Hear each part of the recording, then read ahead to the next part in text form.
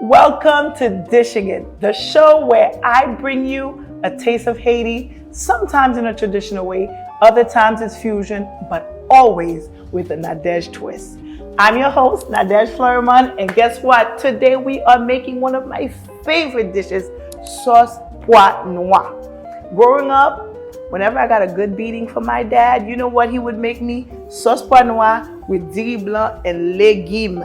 My legume is, the way I like to have it is with lambi and crab, but you can have it with meat. So that is Haitian black bean sauce or soup with white rice and these yummy stewed vegetables that you can have with any kind of meat. But today I'm making you the sauce pois the way I grew up. When I first came to the US, I was 7 years old, and by the time I was 8, my dad had me cooking. When I tell you guys my dad can cook, he can cook.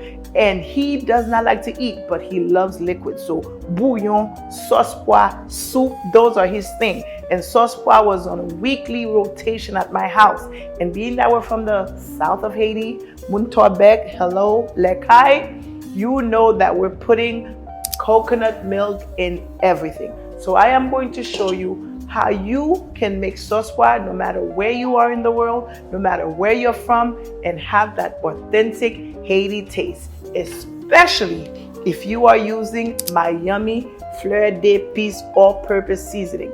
This all-purpose seasoning is perfect. Whether it's your veggies, your rices, your soups, you can use this. We also have the Fleur d'Epis meat and seafood, which you can use for your chicken, your meats, and your fish. And we also have that in a spicy version. But this all-purpose is going to be the key to this yummy sauce pois. If you don't have this, you could make some Haitian style epis the traditional way and it will be fine. Or you can use the various powders.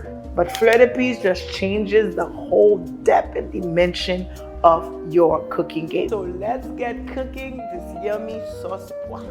We're starting with black beans. Yeah, I'm putting all the ingredients in the caption.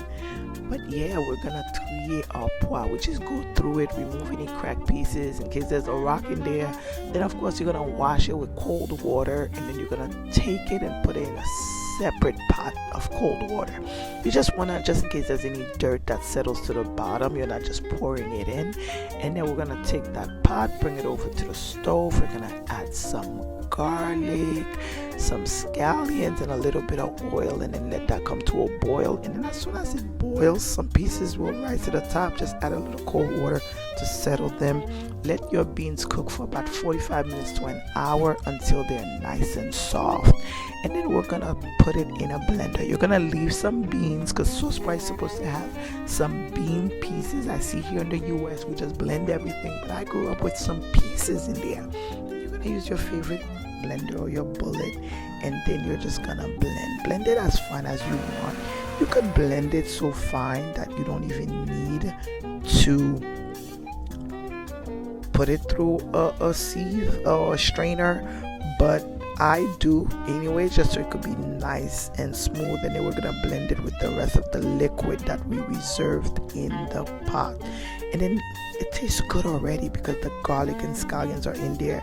In a separate pot, we're going to caramelize our Fleur d'Epis all-purpose seasoning. Just some oil and the Fleur d'Epis all-purpose. Remember, caramelization equals flavor. And when you add the sauce pois, the black bean liquid into it, whoosh, the flavors.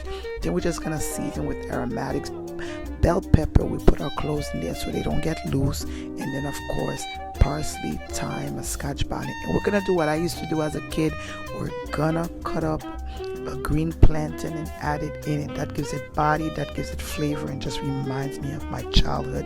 And then of course you gotta add that coconut milk, munokai, you gotta add it, and then you just let that boil for about 20 minutes.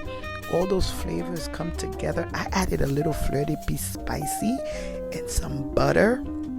Oh my God, just took it all the way. And when the consistency gets nice and smooth and a little bit thick, but not too thick, we remove those aromatics, the bell pepper, the parsley, and we bowl it up. Get all those flavors in a bowl, and then we're just going to enjoy. And then of course, we're gonna garnish with a little parsley. Oh wow. This is heaven. It's hearty, flavorful, The coconut milk, I don't understand sauce for that coconut milk, but I know I'm biased. I'm a Southern Haitian girl. But the heartiness of it with the pieces of the beans still in there, and then your bun. And you don't have to put the bun on. Like I said, growing up, this is what I would have. You could have it on its own as a soup, or you could eat it with some white rice and your favorite meat. But whatever way you want to have it, make sure you put some Fleur d'Epis in there. I use a combination of the all-purpose and the spicy because I wanted it to have a little kick. But this is all you need. So if you ever want to take your cooking to the next level, make sure you order via our website, Warrior Shop. I'm going to put a link wherever I can, whether it's here or down here. I'll make sure you have a link to order. Till next time, guys, thank you for joining me, Nadege Fleurmont, for another episode of Dishing It. And as always, don't forget to eat, dance, and gouye, because life is fun. So enjoy it. Till next time. Oh my God.